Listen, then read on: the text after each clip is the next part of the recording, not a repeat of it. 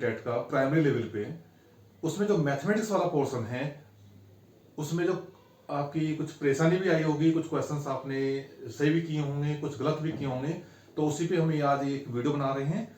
तो उसमें जो सटीक आंसर हैं एक्सप्लेनेशन सहित, यानी पूरी उसकी एक्सप्लेन बताएंगे कि आपका उसमें जो क्वेश्चंस मैथमेटिक्स के हैं उनका आंसर कैसे आता है, उसमें कौन से फार्मूले से, यानी फार्मूला लगाने के बाद में हम उन क्वेश्चन को सोल्व कैसे करते हैं। कुछ शॉर्ट ट्रिक्स हैं, उन शॉर्ट ट्रिक्स को भी हम यहाँ पे लेके चलेंगे। जैसे इसमें आपका क्वेश्चंस नंबर, अब ये सीरीज आप देख लेना कि जो सीरीज आपकी होगी उस सीरीज में क्वेश्चंस आगे पीछे होंगे, लेकिन जो इसमें आपका दिया हुआ है वो एक क्वेश्चंस दिया हुआ है 91 में। क्वेश्चन है if 10 to the power 3x equal to 125 हो तो 10 to the power minus 2x का मान ज्ञात कीजिए। And if 10 to the power 3x equal to 125, then find the values of 10 to the power minus 2x is, यानी ये चार option दिए हुए हैं 25, 1/5, 1/25 एंड -1/25। तो इसमें क्वेश्चन सोल्व कैसे किया जाएगा? सोल्व करने का तरीका सिंपल है, तो taking to log both side, तो 3 log ये बन जाएगा 3 into x into log 10 equal to log 125, और log 125 को लिख सकते हैं log 5 to the power 3, यानी 5 into 5 into 5 कितना हो गया आपका 5 into 5 into 5 equal to 125। That clear. इसको हम लिखेंगे 3 into log 5, यानी फार्मूला लगता है यहाँ पे log m to the power n equal to m log m। इधर आपको आ जाएगा 3x into log 10, x log 10 equal to 3 से 3 कैंसिल हो जाएगा, ये log 5 आ जाएगा।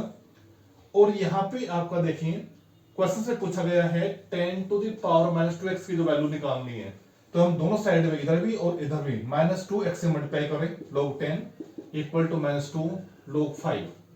इस 10 to the power minus 2x को इधर साइड में ले आए और -2 को इस साइड में ले आए, तो ये बन जाएगा log 10 to the power minus 2x equal to log 5 to the power minus 2।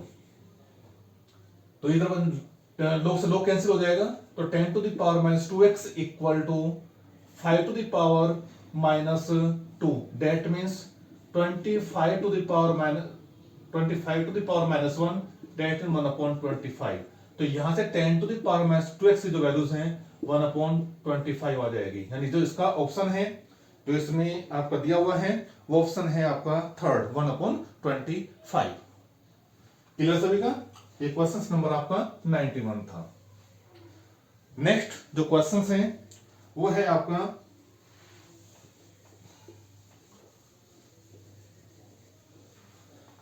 Next question 16075 is divided by a number to give quotient 167 and remainder 43, then divisor is, यानी इसका मीन्स होता है कि ये आपका 1,16,075 को किसी संख्या से भाग देने पर भागफल 167 यानी 167 तथा शेषफल 43 प्राप्त होता है, तो भाजक होगा।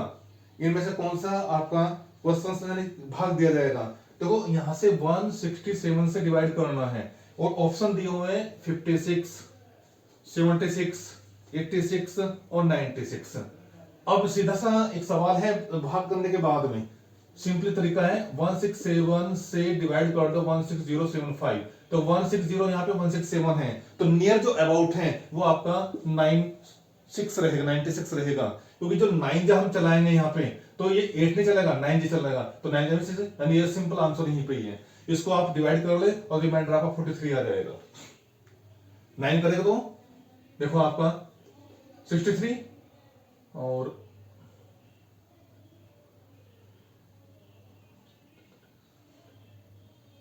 ये 63 हो गया, 3 आपका यहां पे आ जाएगा और 54 और ये 0, 6, 9 और 6 15, तो इसमें बन जाएगा आपका 4, 0 और 1 रिमाइंडर, यानी आपको यहाँ पे मिलेगा 401 और नेक्स्ट जो है वो 5 आ जाएगा और ये 6 आप यहाँ चल जाएगा 42 और 36 और 4 0 और यहाँ पे 6 और 1 ये 10 आ जाएगा। तो जो रिमाइंडर है वो आपका 43 बन गया। क्या आ जाएगा? 43। तो इसका अर्थ क्या हो गया कि जो इसमें पूछा गया था कि उसका जो भाजक होगा वो भाजक 96 होगा। यानी जो इसका क्वेश्चन नंबर जो 92 है, 92 का जो आंसर है वो आपका 96 है, जो इसमें ऑप्शन दिया हुआ है 4th। नेक्स्ट है, नेक्स्ट क्वेश्चन जो आपका है 50 से छोटे धन पूर्णांकों में अभाज्यों की संख्या ज्ञात करें। ये बहुत सिंपल है, इसका मैं लिख करके बता देता हूं कैसे कैसे हम काउंटिंग करते हैं। तो यानी the number of positive prime integers less than 50 is, that means starting जो होता है सबसे छोटा आपका 2 है, 2 के बाद में 3, 3 के बाद में 5, 7, यानी ऐसी संख्या जो आपका स्वयं से कट जाए, किसी और संख्या से ना कटे। 7 के बाद में 9 कट जाएगा, 10 कट जाएगा, 11 नहीं, 13, 14, 15, 16, 17 नहीं कटेगा, 18, 19 नहीं कटेगा, 20, 21, 22 भी कट जाएगा, 23 नहीं कटेगा, 24, 25, 26, 27, 28, 29 नहीं कटेगा, 30 कट जाएगा, 31 भी आपका नहीं कटेगा, 32, 33 भी कट जाएगा, 34 भी कट जाएगा, 35 भी, 36 भी, लेकिन 37 नहीं कटेगा, 38 भी कट जाएगा, 39, 40, 41 किसी के टेबल में नहीं आएगा, 43 भी नहीं आएगा और 47 भी नहीं आएगा। तो इनकी काउंटिंग कर ले, 1 2 3 4 5 6 7 8 9 10 11 12 13 14 15। तो टोटल कितने आ गए इसमें? 15 है। तो यानी जो 50 से लेस देन, यानी 50 से जो लेस है, लेस देन 50 जो प्राइम नंबर्स हैं वो आपका यहां पे हो जाएंगे 15। तो इसका आंसर कितना आ जाएगा? 15। यानी क्वेश्चन नंबर 93 का ये आंसर है 15, जो पार्ट ए है। नेक्स्ट है 94, दो संख्याओं में से बड़ी संख्या का दुगुना छोटी संख्या के 5 गुने से 3 ज्यादा है। तो इसका भी मान चलेंगे, ये 94 है, कोई भी दो संख्या x और y है, इसमें बड़ी संख्या हम y लेके चलते हैं, y का दुगुना कर दिया जाए और इसका 3 गुना कर दिया, सॉरी 5 गुना कर दिया जाए, तो ये आपका 3 अधिक है, तो इसमें 3 ऐड कर दो तो दोनों बराबर हो जाएंगे। तथा बड़ी संख्या के 4 गुने और छोटी संख्या के 5 गुने का योग, यानी आपका बड़ी संख्या का 4 गुना यानी 4 इंटू वाई और प्लस और छोटी का 3 गुना 3 इंटू एक्स और इक्वल टू 71 आता है। ठीक है, ये क्वेश्चन से पूछा गया है। तो इसमें हमें क्या याद करना है कि वे संख्याएं बतानी है। तो सिंपल है, देखो आप 2xy इक्वल टू है तो यहाँ पे वैल्यू रिप्लेस कर दें तो कितना आ जाएगा 10x और प्लस 6 मैं दुगुना करके रख दो तो 4y की वैल्यू यहाँ पे आ जाएगी, प्लस का 3x यहाँ आएगा इक्वल टू 71, इस 6 को इधर ले आए तो ये आपका और इधर ले जाए 13x equal to 65, x equal to 5, यानी इसमें से एक संख्या तो 5 आ गई, दूसरी संख्या कितनी हो जाएगी, इनमें से कोई सी भी एक वैल्यू रिप्लेस कर लो ये कहीं पे भी, तो यहाँ पे क्या मिल जाएगा, यानी x इक्वल टू 5 और तब आपका y इक्वल टू कितना आ जाएगा कि 2y इक्वल टू 10 और प्लस 3, सॉरी 5 इंटू 5 25 प्लस 3 और ये आपका 2 है, तो ये y इक्वल टू आ जाएगा 28 अपॉन 2 तो 14 यानी 14। तो इसमें जो आपकी संख्या है, आपकी एक संख्या कौन सी हो जाएगी 14 और दूसरी संख्या क्या हो जाएगी 5। तो ये आपका जो आंसर दिया हुआ है वो 4th ऑप्शन में है, यानी 94 का जो आंसर है वो जो छोटी संख्या 5 है और जो बड़ी संख्या है वो 14 है। ठीक है, ये आपका ऐसा सॉल्यूशन है। नेक्स्ट क्वेश्चन, नेक्स्ट क्वेश्चन इससे आपका आगे है 94 हो चुका है 95।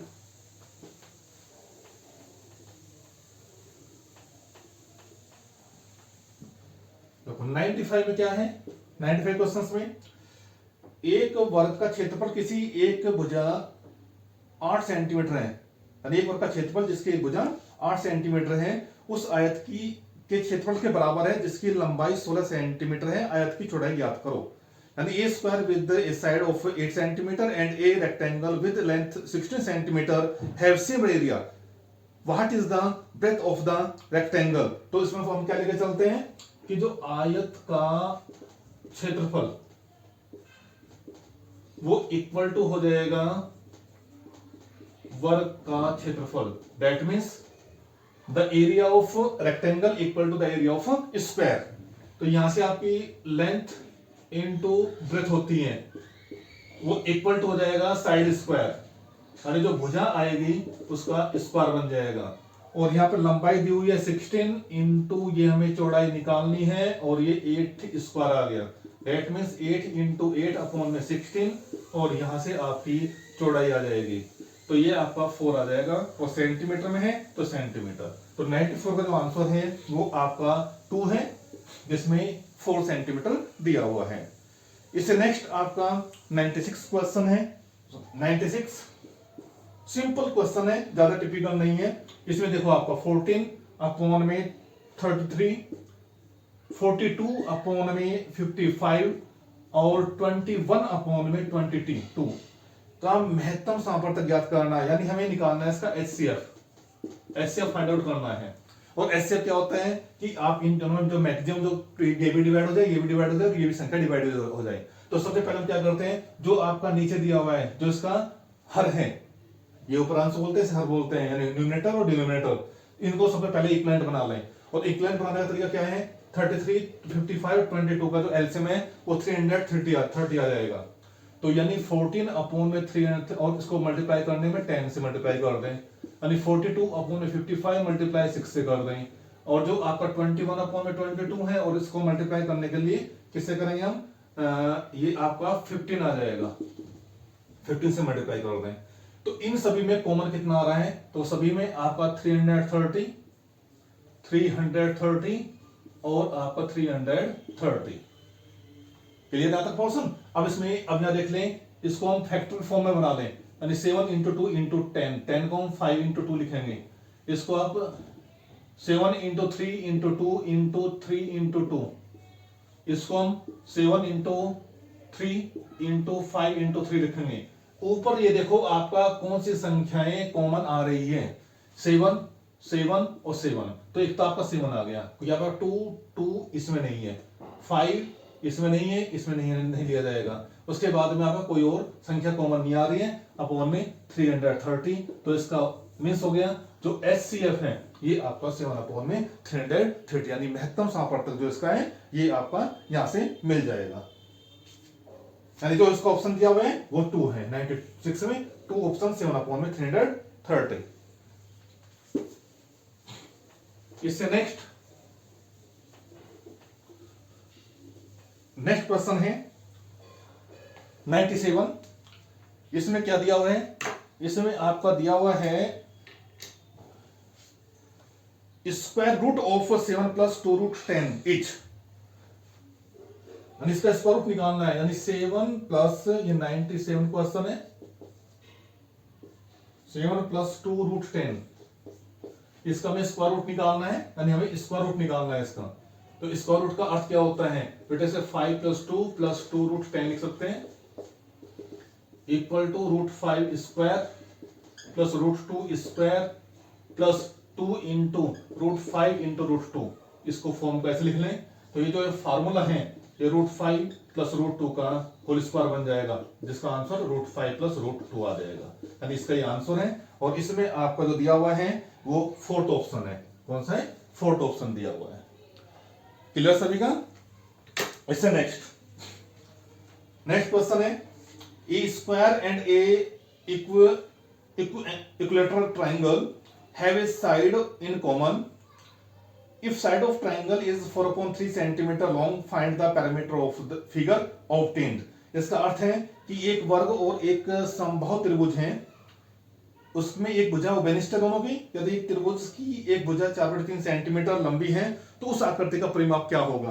तो अब यहां से देखिए, आकृति आपकी इस तरह बनेगी, ये सेम है, इसमें आपका ये भुजा है तो इक्विलैटरल ट्राइंगल, तो ये भी आपकी सेम होगी, यानी सभी भुजाएं बराबर होगी, ए बी सी डी ई सभी बराबर हैं। और एक भुजा की लंबाई आपके 4/3 सेंटीमीटर है, तो आप इनके जिसकी पूरा परिमाप क्या होगा, ए से ई से डी से सी से बी और बी से ए तक का पूरा समेशन निकालना है। तो इसका मींस क्या हो गया, सेम है, 1 2 3 4 5, तो आपका इसका आंसर जो आ जाएगा वो 5 टाइम ऑफ 4/3 सेंटीमीटर, और ये आपका 20/3 और इक्वल 6 आपका 6 + 2/3 सेंटीमीटर, यानी 6 से 2/3 इसका आंसर मिल जाएगा, यानी ऑप्शन में आपका 2 है। बहुत सिंपल है, ये परिमाप मिस होता है बार बार के जितने भी उसकी साइड्स हैं उनका सबका समीशन। नेक्स्ट है क्वेश्चन 98 हो गया, 98, 99 दिया हुआ निम्नलिखित लिखित में से कौन सी संख्या 99 से विभाजित है। बेटा आपने सभी तैयारी कर रहे होंगे, कंपटीशन की तैयारी करते हो सब बच्चे, तो उसमें जो 99 है इसको 11 इंटू 9 भी लिख सकते हैं। और 11 इंटू 9 का जो प्रोसेस है वो क्या है कि इनके जो विषम स्थान पे जो अंक हैं उनको ऐड करें और जो सम पे उनका ऐड करें। यदि दोनों बराबर आता है तो वो संख्या आपका क्या होगा 11 से डिवाइड है। और यदि उनका अंतर जो आपका सम और विषम पे लेके चल रहे हैं, यदि वो 3 से विभाजित हैं तो वो आपके 9 से भी विभाजित होगी। जो 3 से हो रही है तो वो भी 9 से भी होगी। तो इसमें तो आपका पहला जो पोर्शन है ये दिया हुआ है कि 1 1 4 3 4 5। इसमें देखो 1 को 4 में ऐड करो और 4 को 4 में ऐड करो तो 9 आ गया। 1 को 3 में और 3 को 5 में ऐड करें तो ये भी आपका 9 आ गया। एक तो ये ऑप्शन है, इसका मीन्स ये 3 से डिवाइडेड है और सम इनका समेशन बराबर है, तो इसका जो अंतर है वो 0 होगा, तो ये 11 से भी डिवाइड है। तो इसमें आपकी यही मेथड अप्लाई कर लें तो इसमें एक संख्या आ जाएगी, बाकी में आपका नहीं आ रहा है, कोई संख्या नहीं बना पा रही है। तो इसका आंसर क्या हो जाएगा 1 1 4 3 4 5 है, बाकी इसमें कोई नहीं है। पाई क्या है इसमें, व्हाट इज पाई। जो पाई हमेशा आपका इरेशनल नंबर होता है। क्या होता है, इरेशनल नंबर होता है, यानी अप्रिमेय संख्या होती है ये। और जो आपका 22/7 है ये हमेशा प्रीमेय संख्या होती है, यानी रेशनल नंबर होता है, ये ध्यान रखना है। तो इसमें आपका जो क्वेश्चन नंबर ये था 100, सॉरी 99 था और ये 100 था। 99 में जो आंसर है ये आपका क्वेश्चन हो जाएगा, ये इसमें दिया हुआ है 2 और 100 में जो है ये फर्स्ट आंसर इसका इरेशनल नंबर। नेक्स्ट है 101 क्वेश्चन। 101 में क्या दिया हुआ है, 100 में यहां पे दिया हुआ है यदि किसी वस्तु का क्रय मूल्य उसके विक्रय मूल्य का 2/3 है तो लाभ या हानि प्रतिशत है, यह हमें बताना है। लाभ होगा या हानि होगा, यानी इसका मीन्स ये हो गया कि क्रय मूल्य उसके विक्रय मूल्य का 2/3 है। यदि आपका विक्रय मूल्य 100 रुपीज है तो क्रय मूल्य कितना हो जाएगा 100 का 3/2 यानी 150 रुपए। यानी किसी वस्तु का क्रय मूल्य उसके विक्रय मूल्य का 2/3 है। तो हमने क्या मान लिया, विक्रय मूल्य 100 रुपए है तो क्रय मूल्य कितना आ गया 150 आ गया। इनका अंतर कितना हो गया, यानी आपका क्योंकि विक्रय मूल्य अधिक है और विक्रय मूल्य 100 है यानी हानि हो रही है, तो हमेशा आपका इसी तरह क्वेश्चन होता है तो हानि कितनी आ जाएगी, यानी क्रय मूल्य में से विक्रय मूल्य सब्ट्रैक्ट कर दें तो ये 50 रुपए आ जाएगा। और ये हानि जो प्रतिशत में निकालनी होती है वो क्या होगा कि जो हानि हो रही है जो क्रय मूल्य है और इंटू 100% आ जाएगा, तो ये 3 आ जाएगा। डिवाइड करो तो ये 33 प्लस 1/3 या 333 सही बटा 3% ये आ जाएगा, इतना ये हानि होगी। तो इसमें जो आपका दिया हुआ है ये ऑप्शन है नंबर 2, सॉरी ऑप्शन नंबर 1 इस क्वेश्चंस का, यानी 101 का जो आंसर है वो आपका नंबर फर्स्ट हो गया, जिसमें 33 सही बटे 3% हानि है। नेक्स्ट क्वेश्चन, क्वेश्चन नंबर 102, 121,012 को 12 से भाग करने पर शेषफल है, यानी 12 से भाग करने के बाद में जो शेषफल आएगा वो कितना होगा। ये तो सिंपल तरीका है, तो 12th वाले बच्चे यानी इसमें मानो जो बच्चे एग्जाम दे रहे हैं तो 10वीं क्वेश्चन है, सीधा उसमें डिवाइड कर दो। डिवाइड करने का तरीका यही है, 12,1012 को हमने किससे डिवाइड करा 12 से, तो 112 आ गया। इससे नेक्स्ट नंबर कितना आ गया 1 नहीं है तो आपको 0, 1 0 1 96 12 96 और ये 5 2 और इसमें 12 चौक 48 और 1 4, तो इसका मीन्स क्या हो गया, वो शेष फल आपका 4 आ जाएगा, और शेष फल 4 का जो आंसर दिया हुआ है वो आपका 3 है। इसमें 3 ऑप्शंस में 4 दिया हुआ है। नेक्स्ट है इसका एक 103 में आपका बेटा मोस्ट इंपोर्टेंट ये जो दिया हुआ है, और करने का तरीका भी बहुत सिंपल है, आपने भी कैसे करते हैं देखो। इसमें दिया हुआ है 378 मल्टीप्लाई, यानी 103 क्वेश्चंस में मल्टीप्लाई 236 और मल्टीप्लाई 459 मल्टीप्लाई 312, 378 की मल्टीप्लाई 236 की मल्टीप्लाई 459 और 312 में की गई है। तो इसके गुणन में इकाई का अंक निकालना है। तो इकाई का मीन्स क्या होता है, इनके मल्टीप्लाई कर लो बस, ये बात, यानी 8 इंटू 6 इंटू 9 इंटू 2 ये करना है हमें। तो आप इन दोनों करें तो 18 हो गया, इससे करेंगे 48 हो गया, केवल हमें 8 8 करना है 64, और 64 में आपका 4 हो जाएगा, तो इसका जो है ऑप्शन नंबर 3 आ जाएगा। तो यानी कितना आ रहा है इसका, यानी जो इकाई का अंक है वो 4 है। इससे नेक्स्ट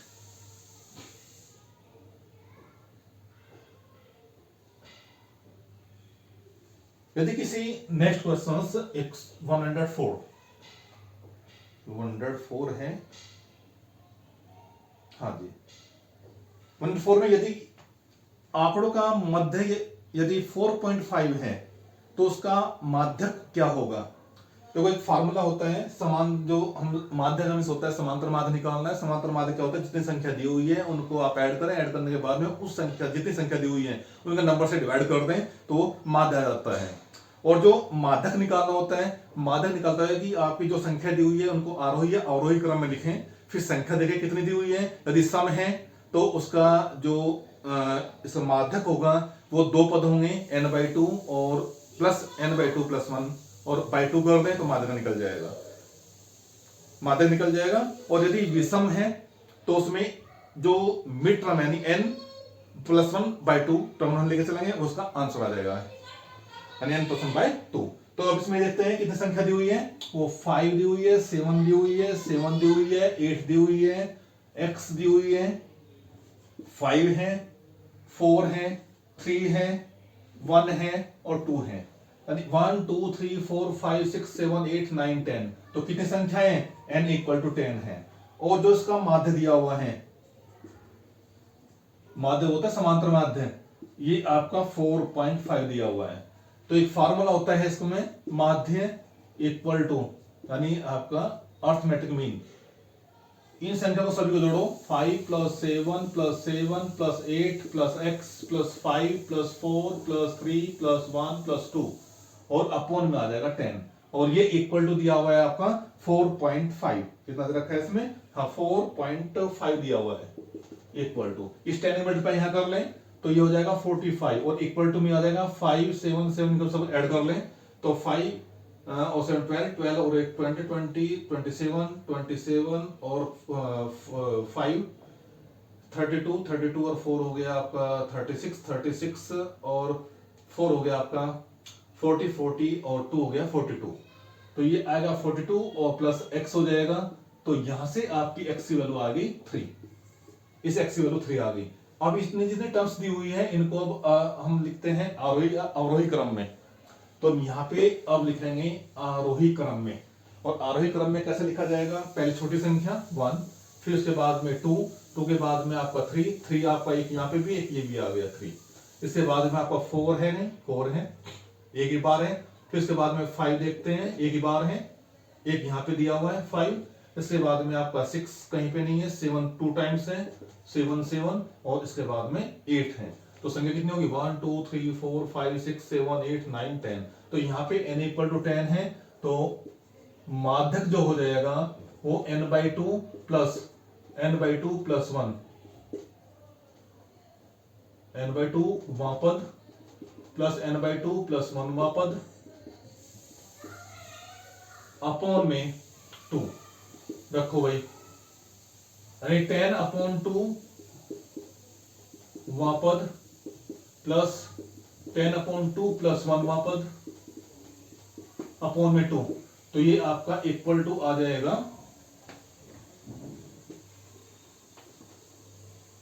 यानी ये इक्वल टू आ जाएगा, यानी 5वां पद और 5 जमा 1 6वां पद और अपॉन में 2। अब देखो इसमें इधर से काउंटिंग करो, 5वां पद कौन सा आ रहा है, 1 2 3 4 और 5, 5वां पद कौन सा हो गया 4, तो 4 प्लस और 5वां पद कितना आ गया 5 और अपॉन 2, यानी 9/2 इक्वल टू 4.5। तो इसका आंसर कितना हो गया 4.5 हो गया। और जो इसमें दिया हुआ है आपका थर्ड, यानी जो क्वेश्चन नंबर जो आपका था 104 का, ये आंसर आ गया आपका थर्ड में है आपका 4.5। अब इसके बाद में है एक क्वेश्चन से, तो आपका थ्योरेटिकल क्वेश्चन है कि सांख्यिकी में विचरण का विश्लेषण नामक विधि का मुख्य श्रेय है, देखो आर ए फिशर को है, ये आपका ऑप्शन नंबर 2 है, क्योंकि गाउस में आपका मैथमेटिशियन है, न्यूटन और लैपलास से मैथमेटिक्स रखे हैं, लेकिन जो इसमें विचरण का विश्लेषण यानी एनालिसिस ऑफ वेरिएशन जो दिया हुआ है वो आर ए फिशर ने दिया हुआ है, तो इसका ऑप्शन नंबर 2 है। नेक्स्ट आ जाइए 106 में, और 106 में आपका जो दिया हुआ है उसमें क्या है और हमें क्या निकालना है।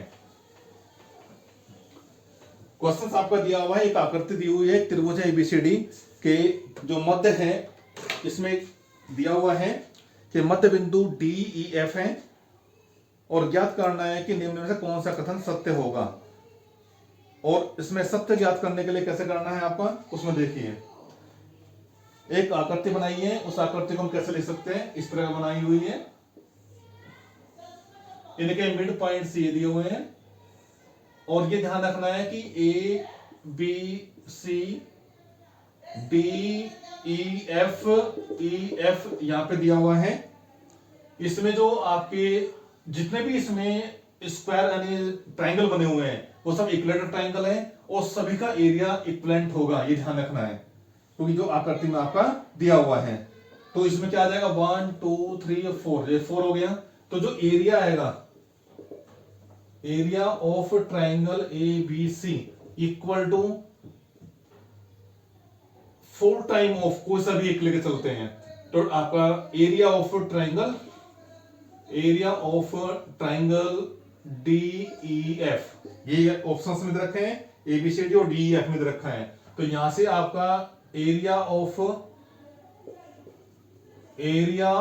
Triangle D E F equal to हो जाएगा 1/4 area of triangle A B C. तो इसमें ये ऑप्शन आपका दिया हुआ है थर्ड, ये आपका इस क्वेश्चंस में यानी 106 का जो आंसर है वो आपका है थर्ड, जिसमें एक रिलेशंस दिया हुआ है कि त्रिभुज डीईएफ का क्षेत्रफल इक्वल टू हो जाएगा 1/4 टाइम ऑफ क्षेत्रफल ऑफ ट्राइंगल एबीसी। ये आपका मोस्ट इंपोर्टेंट था, ये भी आपको कई बार आ चुका है, इस तरह का जो पूछा जाता है। इससे जो नेक्स्ट है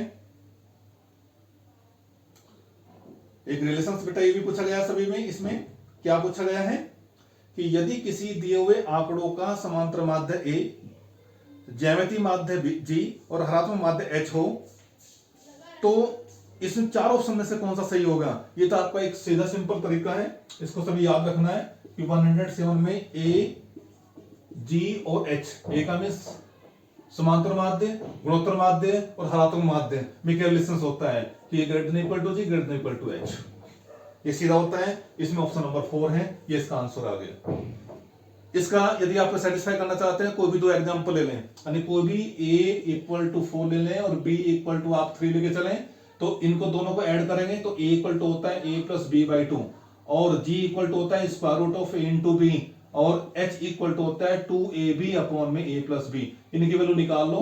यदि आपको क्वेश्चन से कोई डाउट हो रहा है तो इनमें से आप क्वेश्चन से वैल्यू निकाल दो, और निकालने के बाद में देखते हैं कि जो छोटी आती है उसे पहले लिख लो, जो बड़ी आती है पहले लिखो, फिर उससे छोटी उससे नेक्स्ट, और जो सबसे छोटी है उससे नेक्स्ट आ जाएगा। करके देखो एग्जांपल, ये आपका आंसर बन जाएगा। ये आपका 107 का जो क्वेश्चन नंबर आपका आ गया, ये यानी जो इसका आंसर है 4 है, और 4 में a ग्रेटर देन g और greater than and equal h है। इससे नेक्स्ट क्वेश्चन है आपका 108।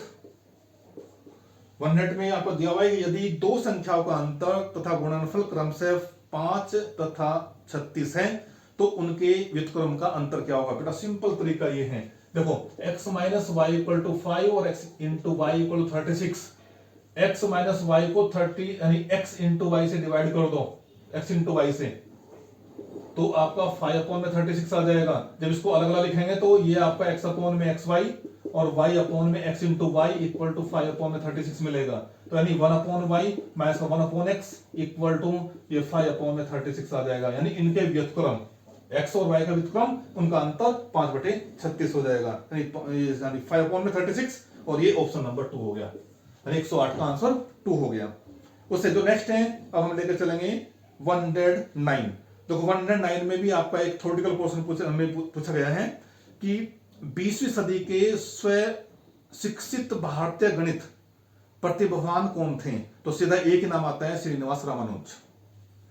एक यही है, ऑप्शन नंबर 4 है, यानी 109 का ऑप्शन नंबर 4 ये आपका है श्रीनिवास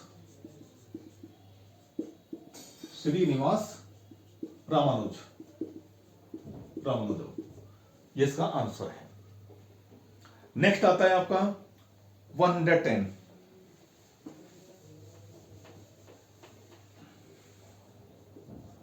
110 में क्या दिया हुआ है कि किसी कमरे की चारों दीवारों का क्षेत्रफल 660 मीटर स्क्वायर है तथा लंबाई उसकी चौड़ाई की दुगनी है।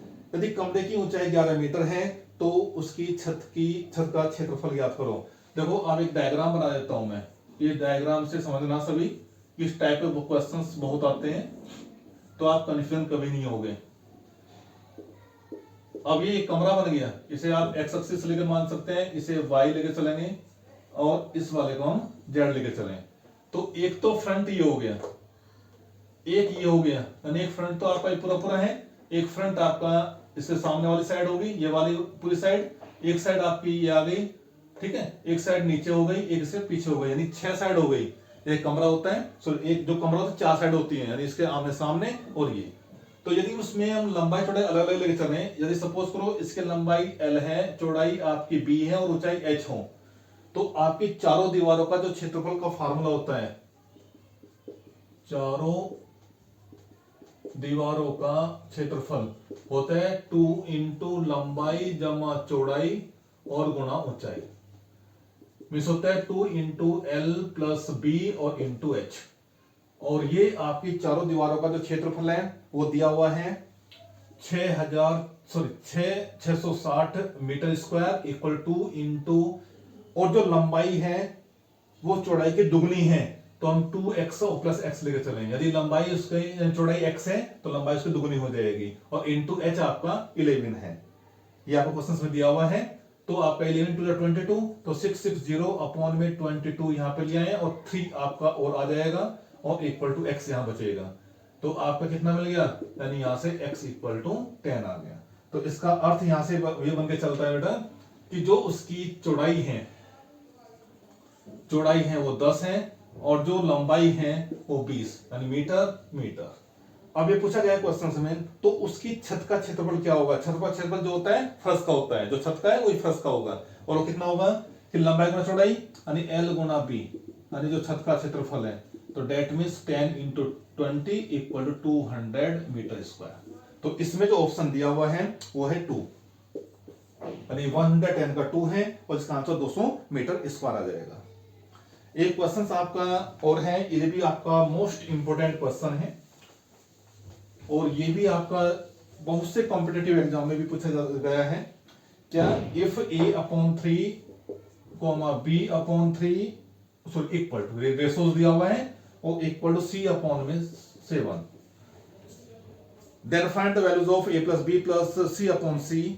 तो इसकी वैल्यू फाइंड आउट करनी है। तो ये ध्यान रखना है कि एक आपका जो योगांतर अनुपात में एक रूल होता है कि जो भी अनुपात दिया हुआ है उसमें हम ऐड करें a प्लस बी प्लस सी, ऊपर ऐड कर दें और नीचे ऐड कर दें। तो ये 1 4 है, 4 और इस 7 इनको ऐड कर दें तो ये आपका रेशो इन रेशोस के इक्विवेलेंट भी होगा। तो that means a plus B plus C upon में 14 आ जाएगा। और क्वेश्चंस में हम क्या लेके चलें कि c अपॉन में 7 लेके चलें, क्योंकि ये रेशोस आपका इसके भी इक्विवेलेंट है, आपस में सब इक्विवेलेंट है। तो हमने क्या करा, इन दोनों को लेके चले तो यहाँ पे क्या आ जाएगा, a plus B plus C upon में, इस c को यहाँ पे ले आए, 14 को यहाँ पे ले जाए, तो 14 अपॉन में 7 इक्वल टू 2।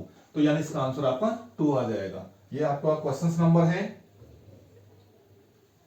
111 और इसका आंसर आ जाएगा आपका 2, यानी फोर्थ है, फोर्थ में आपका 2 दिया हुआ है।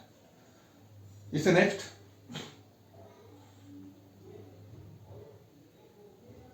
आपका दिया हुआ है कि यदि 5 जनवरी 1991 को शनिवार था तो 3 मार्च 1992 को सप्ताह का कौन सा दिन होगा। अब यहां देख लिए कि 5 जनवरी 1991 से 5 जनवरी 1992 जो दिन बनेगा वो बनेगा, यदि ये आपका शनिवार है तो ये रविवार हो जाएगा, क्योंकि 365 दिन हो गए और 365 में को 7 से डिवाइड करेंगे तो आपका एक दिन शेष रहेगा, एक दिन बचेगा, तो एक दिन वो क्या हो जाएगा, शनिवार से आगे रविवार बन जाएगा।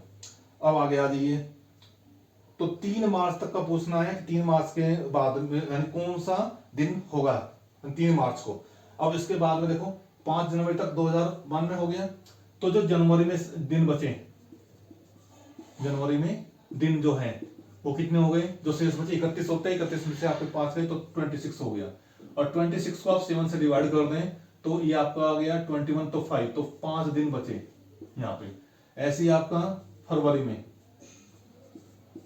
कितने दिन है, 29 होता है, 29 को 7 से डिवाइड कर दें तो आपको कितना आ जाएगा, 7 चौक 28, यानी एक दिन यहाँ पे बचा। इसके बाद क्योंकि 7 जो दिन इसमें पड़ता है 7 से डिवाइड कर देते हैं वही दिन आपको मिलेगा। उसके बाद में 3 मार्च, ये 3 दिन हो गए इक्वल टू 3, इनको ऐड करो 5 और 3 6 और 3 9, और 9 को 7 से डिवाइड करो तो इक्वल टू 2 डे, यानी 3 दिन आपके, यानी 2 दिन और बचे हैं। 2 दिन का अर्थ होता है कि यदि ये रविवार है तो रविवार के आगे 2 दिन कौन से हो जाएंगे, सोमवार और मंगलवार, तो यानी इसका आंसर आ गया मंगलवार। तो ये आपका जो ऑप्शन दिया हुआ है इसमें ऑप्शन आपका है 3, यानी 112 का जो आंसर है वो है 3। ऐसे आपका 113 है,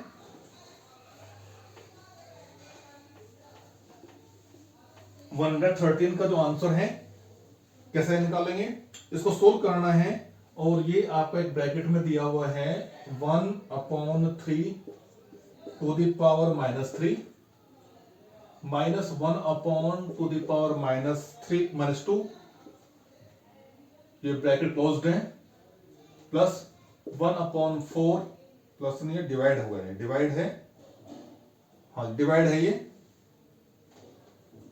divide by 1/4 to the power -3 और ब्रैकेट क्लोज्ड है। इसे सोल्व करना है, तो सोल्व कैसे किया जाएगा, इसकी पावर नेगेटिव है तो ये 3 टू द पावर 3 हो जाएगा, -4 टू द पावर 2 हो जाएगा, तो ये हम ब्रैकेट में ऐसे लिख लेंगे, और फिर डिवाइडेड वाला जो साइन अभी ऐसे एज इट इज रखें तो ये 4 टू द पावर 3 बन जाएगा।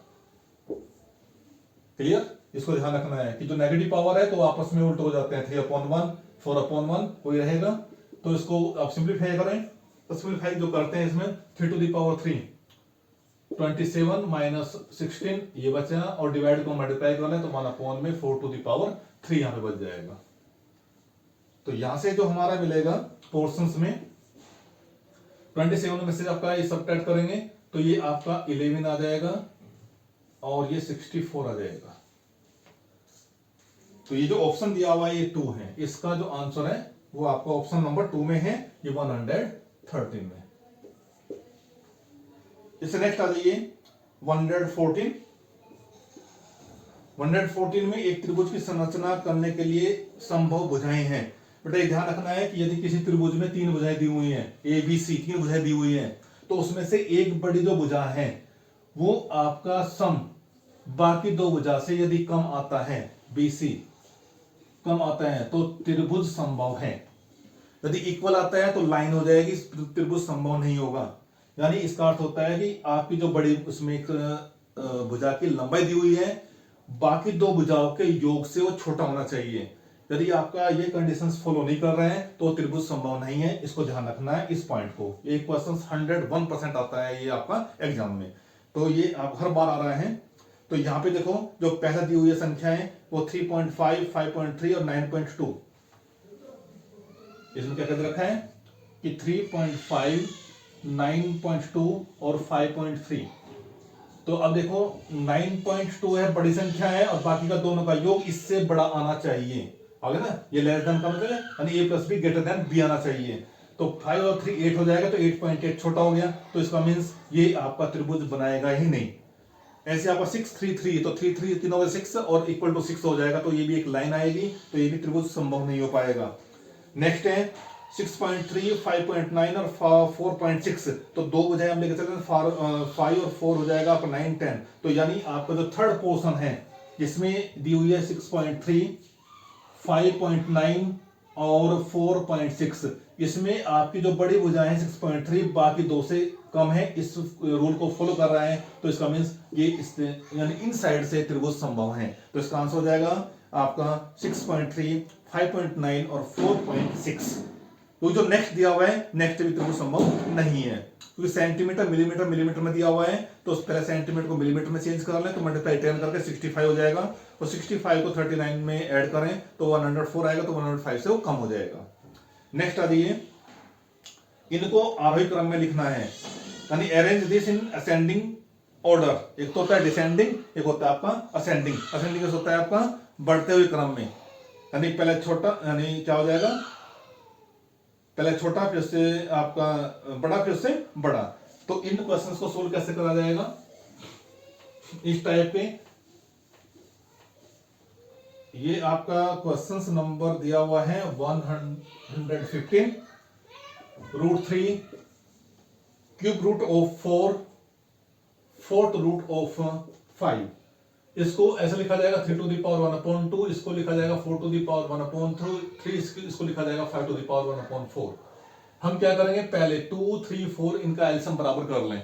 तो 4 3 2 का जो एलसीएम आएगा वो 12 आएगा। 12 बनाने के लिए क्या करेंगे इसमें, तो 6 से मल्टीप्लाई, तो 6 अपॉन में 12, ऐसे 4 to the पावर, इसमें 2 से मल्टीप्लाई करेंगे, 12 को मल्टीप्लाई करने के बाद 4 करना पड़ेगा, तो 4 अपॉन में 12, और इसको 5 to the पावर 3 अपॉन में 12।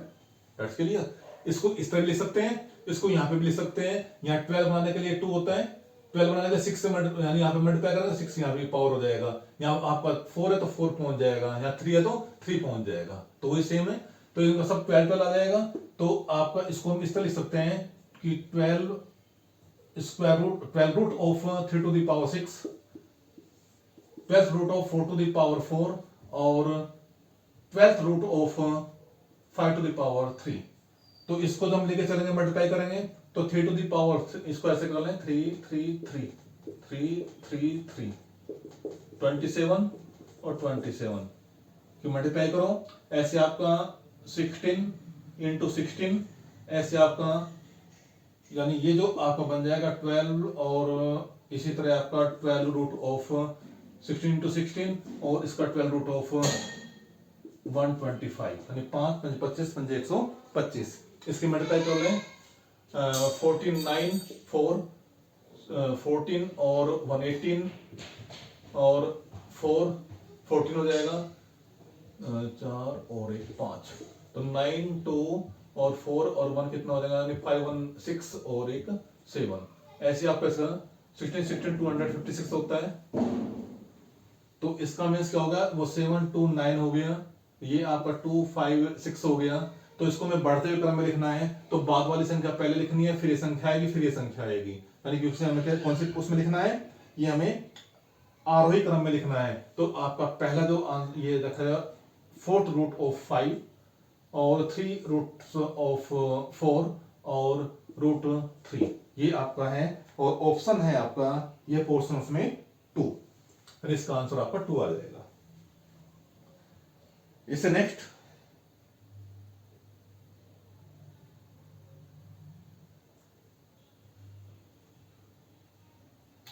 आपको बचता है एक ही आपका, हाँ, यदि आरोही क्रम में रखे हुए आंकड़ों में दोनों छोरों से फ्रैक्शन हटा दिए जाए। फ्रैक्शन का मतलब होता है कि आपकी एक जैसे ABC इस तरह आपका यहां तक दे रखा है, जेड तक दिया हुआ है।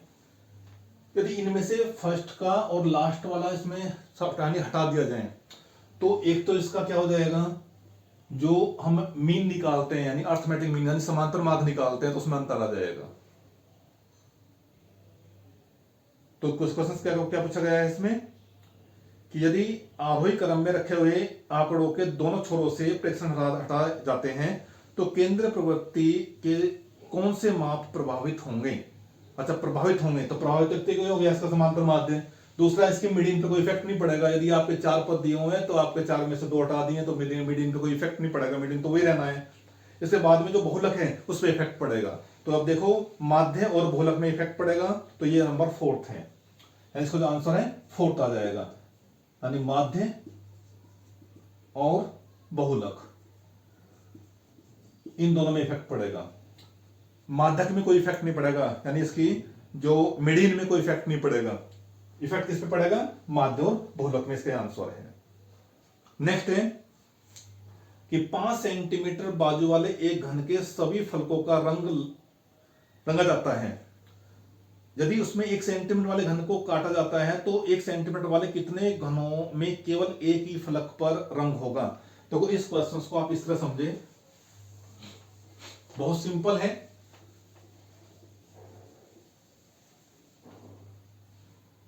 एक हम फलक लेके चलेंगे, इसके 5 बना ले, 1 2 3 4 5, ऐसे 1 2 3 4 और 5 ये पार्ट आ गए, यानी क्वेश्चन नंबर हो गया ये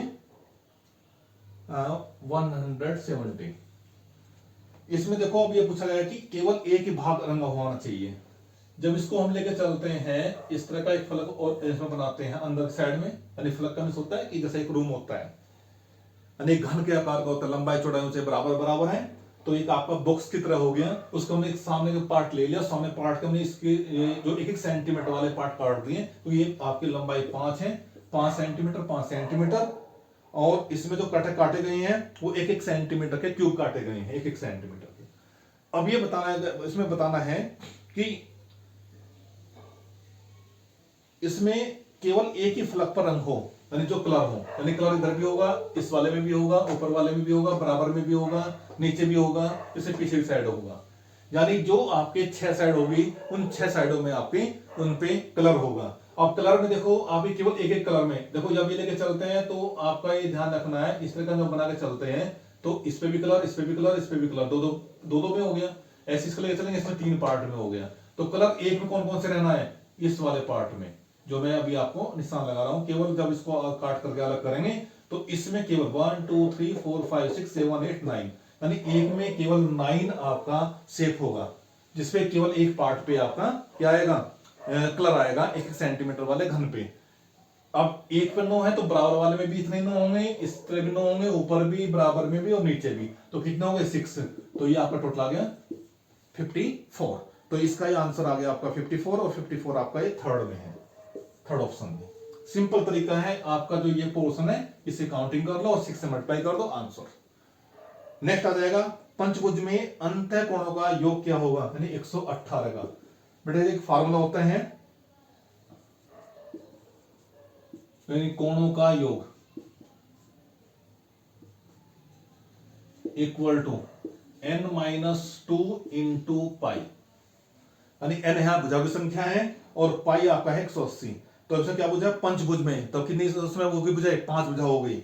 तो 5 भुजा का मिस हो गया, 5 माइनस का 2 करो और इंटू पाई, तो 3 इंटू पाई, और पाई इक्वल टू होता है 180 और 18 यानी 540 डिग्री। तो इसका ऑप्शन हो गया आपका 3। ये फार्मूला है, सभी के लिए अप्लाई होता है, इसे ध्यान रखना है। अच्छा, इससे जो नेक्स्ट है आपको बचा है एक खंबे का 1/7 भाग।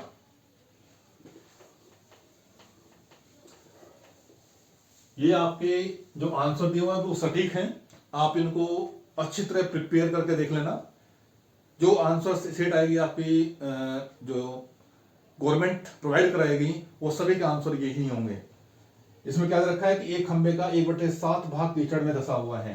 तो हम ऐसे माने चलते हैं, ये आपका एक खंबा है ए बी, इस खंबे का 4/7 यानी आपका पूरा खंबा x मीटर का है, तो x का कितना 4/7, 4/7 भाग इसका धसा हुआ है इस कीचड़ में। अब क्वेश्चन में क्या पूछा गया है कि जब धसे हुए का 1/3 भाग बाहर खींचा जाता है और धसा हुआ भाग कितना है भाई 4x/7, तो 4x/7 का 1/3 भाग तो कितना हो गया 4/21x, ये भाग आ गया। अभी भी यानी तो पाया गया जब यानी इसको ऊपर खींच लेते हैं तो ऊपर खींच लेने में क्या हो गया, अब ये ऊपर आ गया इतना भाग, कौन सा ये इतना भाग आ गया 4/21 इंटू एक्स भाग।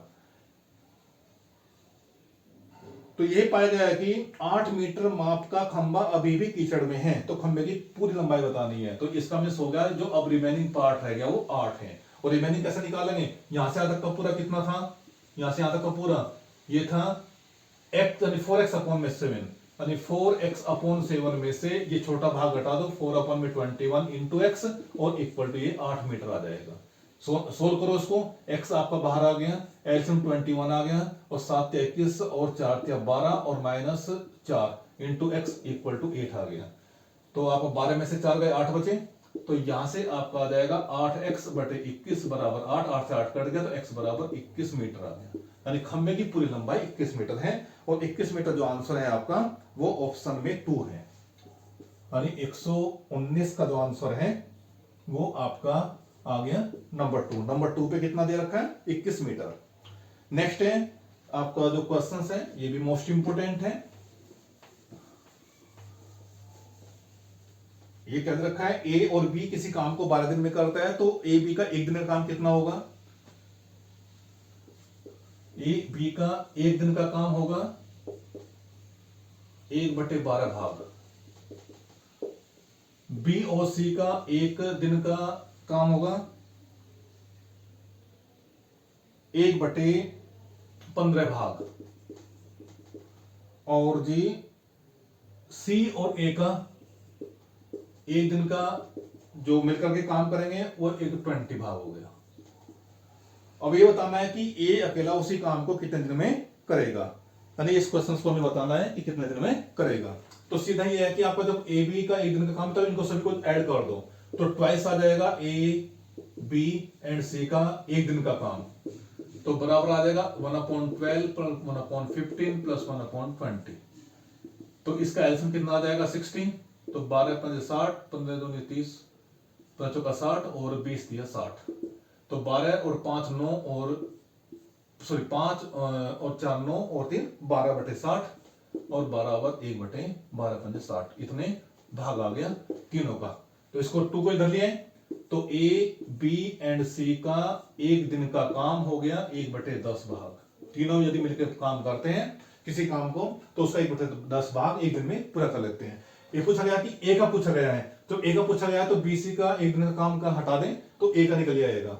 तो इसमें क्या आ जाएगा ए का एक दिन का इक्वल टू 1/10 में से जो आपका बीसी का एक दिन का काम है 1/15 वो आप सबट्रैक्ट कर दें तो 30 इसका एलसीएम आ जाएगा, तो 3 - 2 1/30 भाग आ जाएगा। यानी एक दिन में इतना काम करेगा, यानी उस काम का 1/30 भाग करेगा। तो ए कितने दिन में काम करेगा, नहीं पूरा काम कितना करेगा वो उल्टा कर दें तो आपका 30 डे में आ जाएगा। तो इसका आंसर 30 है, यानी 120 का जो आंसर है वो 30 है। हमें आशा है सभी को आप जो क्वेश्चंस मैच कर लिए होंगे और मैच करने के बाद में आपके क्वेश्चंस हम आशा करते हैं सभी का सभी सही हों और आपका प्यार इसी तरह बना रहे। हमें आशा है कि आप हमारे इस चैनल को सब्सक्राइब करेंगे, लाइक करेंगे और अपना प्यार हमें इसी तरह देते रहेंगे। धन्यवाद।